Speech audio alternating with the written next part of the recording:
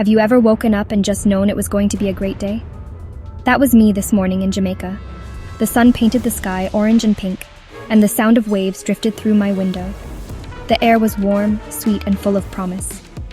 Today we were heading into the legendary Blue Mountains for coffee. Not just any coffee, but the world-famous Jamaican Blue Mountain coffee. I could almost taste it already. I jumped out of bed, laced up my shoes, and hurried through a quick breakfast of fresh mango and pineapple. Our guide, Winston, greeted us with a smile as bright as the sun. "You don't just drink the coffee," he said. "You have to feel the mountain first." That idea stuck with me. The journey is part of the flavor. We piled into the Jeep, leaving the beaches behind as the mountains called our names. The air grew cooler and fresher as we climbed. I rolled down the window, letting the mountain breeze fill my lungs. This is what travel is about. Saying yes to adventure, meeting new people, and tasting something truly special. Today, we were on a quest for the best coffee in the world, high up in Jamaica's magical Blue Mountains. I couldn't wait. The adventure had just begun, and the promise of that first sip kept me smiling all the way up the mountain. The road twisted and turned like a green ribbon over the hills. Winston drove with confidence, honking gently around sharp corners. With every turn, the view became more spectacular. Endless shades of green, valleys opening below us. The mountain sounds were a symphony, birds singing, waterfalls rushing, insects buzzing. We stopped to breathe in the cool, clean air and listen to the mountain's heartbeat. Mist clung to the treetops, giving the peaks their famous blue hue. We passed tiny communities where children waved and shouted hello. These small moments, smiles, waves, laughter, reminded me how connected we all are. The final stretch was the bumpiest, but also the most beautiful. Giant ferns and wildflowers lined the narrow road, making it feel like we were entering a secret garden. This journey wasn't just about reaching the coffee, it was about feeling the heart of Jamaica. Winston was right. You have to feel the mountain before you can truly taste its coffee, and I was ready. The anticipation was building, the best was yet to come. Suddenly, the forest opened up, revealing our first coffee farm. Coffee plants grew wild on steep slopes, mingling with banana and mango trees. The glossy leaves sparkled in the sun, dotted with bright red coffee cherries, like jewels on the mountainside. The air was filled with the scent of earth, flowers, and a hint of fruit from the cherries. We stood on a ledge, looking out over a valley blanketed in coffee plants. Far below, a small wooden house sent up a curl of smoke. This was the birthplace of the world's most famous coffee. I touched a leaf, marveled at the red cherries, and realized inside each one was a bean that would travel the world. Seeing the plants here, in their natural home, gave me a new appreciation for my daily cup. This wasn't just farming, it was artistry. The farmers here are caretakers of a tradition and this incredible landscape. I couldn't wait to meet them. The story of the coffee was about to get personal. Winston led us down a bumpy track to the wooden house. Mr. Desmond, a third-generation coffee farmer, greeted us with a warm, weathered smile. He welcomed us like friends, not tourists. We sat on his porch, sipping lime water and gazing over the fields. Mr. Desmond spoke of learning the craft from his father and grandfather. He knew every inch of his land, every plant, every slope. The coffee was his life's work, his art. He took us through the farm, showing how only the ripest cherries are picked by hand. No machines here, just careful, skilled hands. He let me try picking one. I was clumsy, but he laughed and showed me the right way. He popped a cherry in his mouth, chewed and spit out the beans, offering me one to taste. The pulp was sweet and fruity, nothing like coffee. It was a revelation. Coffee starts as fruit, not just a brown powder. Meeting Mr. Desmond made the story of Blue Mountain coffee real. It was about family, tradition, and pride. And I was honored to be part of it, even for a day. Back on the porch, I asked Mr. Desmond, "What makes your coffee so special?"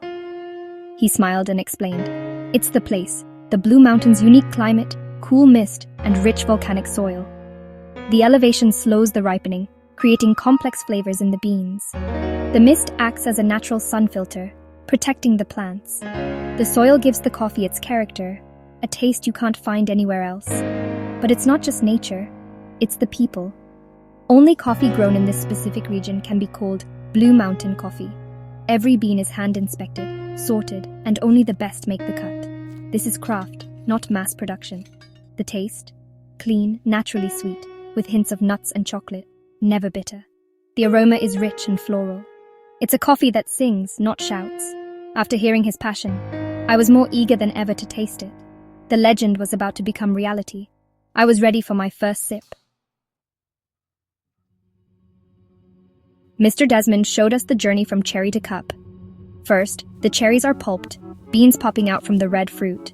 The sticky beans are soaked and fermented, then washed and dried on a patio called the barbecue. The beans are raked in the sun, covered at night, and watched with care. Once dry, they rest in sacks, developing flavor. Before sale, the parchment layer is removed, revealing the green coffee bean. But we didn't have to wait. Mr. Desmond had a small roaster on the farm. He roasted the beans over a fire, turning the drum as the color deepened and the aroma filled the air. The sound of beans cracking signaled they were ready. It was a dance of sight, sound, and smell. The beans were now dark, glossy, and bursting with promise. Next came grinding and brewing. The anticipation was electric. We were about to taste the mountain itself. Every step was done by hand with patience and love. This was coffee at its purest. The moment of truth had arrived. Maria ground the freshly roasted beans by hand, releasing an aroma that filled the porch. She brewed the coffee simply, just hot water and a press pot. No milk, no sugar, just the true soul of the coffee. I held the mug, breathed in the scent, and took my first sip. It was unbelievably smooth. No bitterness, just a gentle sweetness. Hints of nuts, chocolate, and a subtle fruitiness danced on my tongue. The finish was clean and refreshing. It was the best cup of coffee I'd ever tasted. More than a drink, it was an experience. A taste of the mountain, the soil, the sun, and the care of the people who grew it. I looked at Mr. Desmond, and he smiled knowingly. No words were needed. I raised my mug in a silent toast. To him, his family, and the magic of the Blue Mountains. It was a perfect moment. The legend was true. I savored every drop, knowing I'd never forget this taste. The journey had been worth every step. This was coffee as it was meant to be. Jamaica had given me a gift I'd carry forever. The first sip was just the beginning. The memory would last a lifetime. After coffee, Maria brought out homemade banana bread and coconut gizzada. We sat on the porch, sharing stories as the sun dipped lower. Mr. Desmond spoke of community, neighbors helping at harvest, celebrations when the work is done. Coffee was more than a crop. It was the thread that wove their lives together.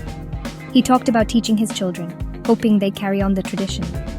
Maria showed me her garden, callaloo, peppers, thyme, all fresh and organic. They lived simply, using what the land provided. Happiness, I realized, comes from family, community, and connection to the earth. A simple cup of coffee had bridged cultures and brought us together. As the day ended, I felt like part of their family. This trip was about more than coffee. It was about understanding, generosity, and the beauty of life in the Blue Mountains. I'd tasted the world's best coffee, and a way of life I'd never forget. The flavor of Jamaica would stay with me. As we prepared to leave, Mr. Desmond handed me a bag of his freshly roasted beans. It was the most precious souvenir I could imagine. We said our goodbyes, promising to return. The drive down was quiet.